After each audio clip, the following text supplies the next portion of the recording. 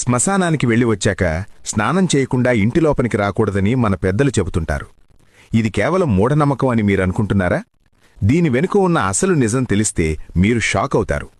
నిజానికి మన పూర్వీకులు ప్రతి ఆచారం వెనుక ఒక బలమైన వైజ్ఞానిక కారణాన్ని దాచి ఉంచారు. ఒక వ్యక్తి చనిపోయిన తర్వాత వారి శరీరం చాలా త్వరగా కుళ్ళిపోవడం ప్రారంభమవుతుంది. ఈ ప్రక్రియలో ఆ శరీరం నుండి కొన్ని వేల రకాల హానికరమైన బ్యాక్టీరియా మరియు వైరస్లు గాలిలోకి విడుదలవుతాయి. శ్మశానంలో గాలంతా ఈ సూక్ష్మక్రిములతో నిండి ఉంటుంది. మీరక్కడ ఉన్నప్పుడు ఆ బ్యాక్టీరియా మీ చర్మంపై, బట్టలపై మరియు జుట్టుపై పేరుకుపోతుంది.